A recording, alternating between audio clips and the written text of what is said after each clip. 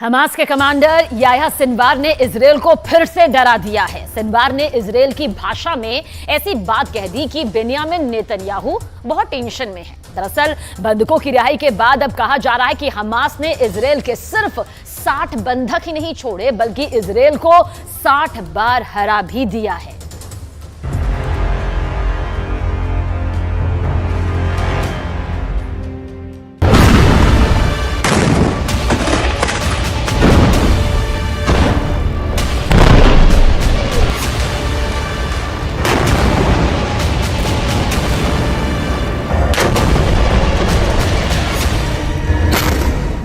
Cease fire टूट गया जब युद्ध विराम बढ़ाने पर हमास और इजरायल राजी हुए तो गाजा में तैनात इजरायली सेना के टैंक और तोपों ने बमबारी कर दी। शेख रदवान इलाके में धमाके हुए और दहशत फैल गई कि युद्ध फिर शुरू हो चुका है।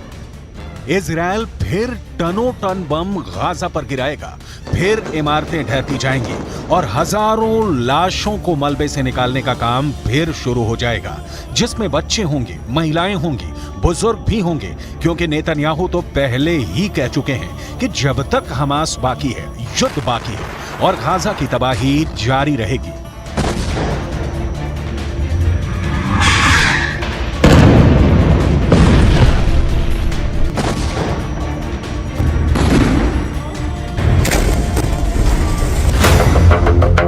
यानी सीज फायर की उम्र ज्यादा नहीं है और अब शेख रदवान में हुए हमलों ने बता दिया कि सीज फायर टूट गया है।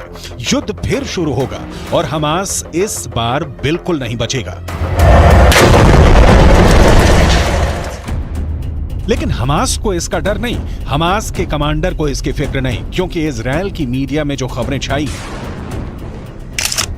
उसने याह्या सिनवार का खौफ एक बार फिर पूरे इजरायल में फैला दिया है। क्योंकि याह्या सिनवार को लेकर जो खबर आई है वो वाकई बहुत चौंकाने वाली है। ये खबर सुरंग से आई है जहां हमास पूरी तरह एक्टिव है। ये खबर हमास के बंधकों ने बताई है, वो बंधक जिनको हमास ने रिहा किया है। और ये खबर नेतन्याहू के लिए बहुत बड़ा सिरदर्द बन चुकी है। हमास के कब्जे से रिहा हुए एक बंधक ने बताया कि जब गाजा में वो एक सुरंग में कैद करके रखे गए थे तब एक दिन अचानक सुरंग का दरवाजा खुला और उनके सामने एक व्यक्ति था जो याह्या सिनवार बताया जा रहा है। वो व्यक्ति इजरायल में बोली जाने वाली हिब्रू भाषा में बात करने लगा और उसने कहा कि तुम सब यहाँ हमास के कब्जे में महफूज हो, तुम लोगों को डरने की कोई जरूरत नहीं, तुम्हें कोई नुकसान नहीं होने दिया जाएगा। उसकी हिब्रू भाषा बोलने का लहजा बिल्कुल एक इजरायली व्यक्ति की तरह था। शुरू में उन्हें लगा कि इजरायल का कोई शख्स उनसे बात कर रहा है, लेकिन फिर एहसास हुआ कि यह हमास का कमांडर याह्या सिनवार ही है। המכונה הצה"לית עובדת במלוא העוצמה. יחיא סינואר מתחבא בבונקר שלו ונותן למפקדי השדה שלו, הטרוריסטים, למות בשטח. אצלנו המפקדים הולכים בראש הכוח, מובילים קדימה, מביאים להישגים ומנהיגים את הכוחות.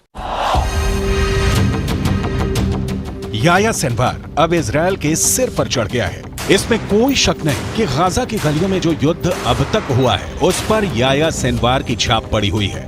हमास का एक एक हमला याह्या सिनवार की सरपरस्ती में हो रहा है। ये बात इजरायल की फौज बहुत अच्छी तरह जानती है। नेतन्याहू ने गाजा पहुंचकर पहले ही बता दिया है कि चाहे सीज फायर रहेगा या फिर नहीं, इसका हमास को खत्म करने के उनके एजेंडे पर कोई फर्क नहीं पड़ेगा। वो पहले ही बता चुके हैं कि इजरायल पर हमला करने वालों को वो चुन चुन कर मारेंगे, हमास को जड़ से खत्म कर देंगे। צהריים הלוחמים הגיבורים שלנו. אנחנו עושים כל מאמץ להחזיר את חטופינו ובסופו של דבר נחזיר את כולם. יש לנו 3 יעדים במלחמה הזאת. לחסל את החמאס, להחזיר את כל חטופינו ולהבטיח שעזה לא תחזור להיות איום למדינת ישראל. ואני פה להגיד לחברים כאן, ללוחמים כאן, שאומרים לי את אותם הדברים, ואני חוזר ואומר את זה לכם אזרחי ישראל. אנחנו ממשיכים עד הסוף, עד הניצחון. שום דבר לא יעצור אותנו.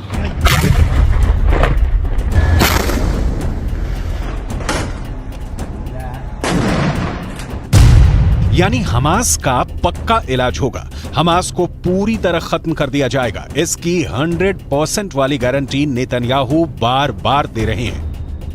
गाजा में सीज फायर करके इजरायल को वक्त मिला, उसकी सेना को वक्त मिला, हमास को भी वक्त मिला। दोनों तरफ अपनी ताकत को फिर से जुटाने का काम हुआ होगा ताकि युद्ध के अगले चरण को और खतरनाक बनाया जाए। लेकिन इन सबके बीच सबसे बड़ा चैलेंज याह्या सिनवार बन चुका है। याह्या सिनवार जब तक जिंदा है, नेतन्याहू जीत का दावा नहीं कर सकते। नेतन्याहू को जब से पता चला है कि याह्या सिनवार सुरंगों में घूम रहा है और बंधकों से मुलाकात करके उनसे सीधे बात कर रहा है, तब से नेतन्याहू की बेचैनी बढ़ गई है। इसका मतलब साफ है कि याह्या सिनवार जिंदा है। याह्या सिनवार युद्ध को कंट्रोल कर रहा है। याह्या सिनवार बता रहा है कि इजरायल का एक एक बंधक उसके रहमो करम पर जिंदा है। यही बात इजरायल को बहुत परेशान कर रही है।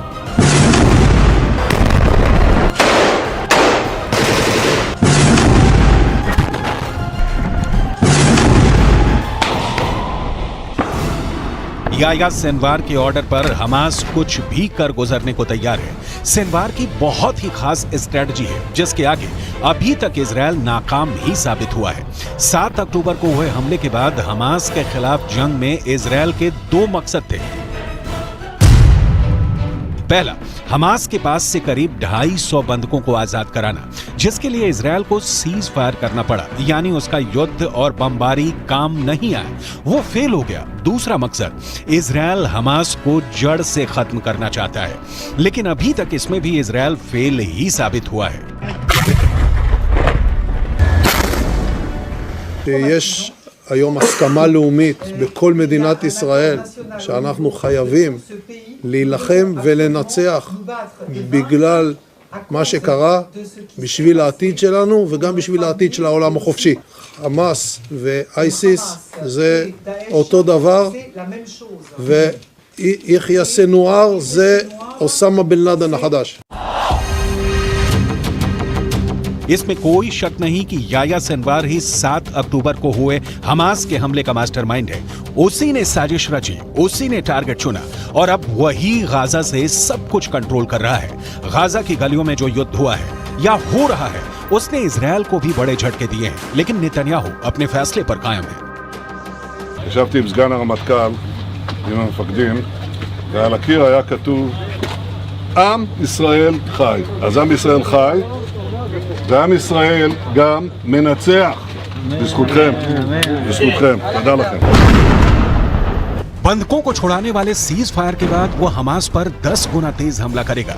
फिर हमास के पास न बचने का रास्ता होगा न भागने का। गाजा की गलियों में युद्ध के दौरान हमास ने भी बड़े बड़े दावे किए हैं। हमास का दावा है कि उसने इजरायल के 180 टैंक और बख्तरबंद गाड़ियों को हमले में फोड़ दिया है। गाजा से लगातार ऐसी तस्वीरें आई हैं जिसमें इजरायली टैंक पर घात लगाकर हमले किए गए। इजरायल ने खुद माना है कि अब तक ग्राउंड ऑपरेशन में उसके 70 से ज्यादा सैनिक मारे जा चुके हैं, 250 से ज्यादा सैनिक जख्मी हुए हैं। लिहाजा हमास के खिलाफ जो ताकत इजरायल को माना जाता है, उसके मुताबिक नतीजे तो इजरायल को भी नहीं मिले हैं। हालांकि नेतन्याहू के सामने अपनी छवि को बनाए रखना बड़ा चैलेंज बन चुका है और गाजा पहुंचकर उनकी पहली कोशिश इसी तरफ नजर आती है। सीज फायर हमेशा के लिए नहीं हुआ है और आगे की लड़ाई जैसी भी होगी, उसे लेकर इजरायल के ऊपर बंधकों वाला प्रेशर पहले के मुकाबले काफी कम होगा, क्योंकि बहुत से बंधक, खासकर बच्चों और महिलाओं को हमास आजाद कर चुका है। इसलिए इजरायल का पूरा फोकस अब हमास को खत्म करने पर है।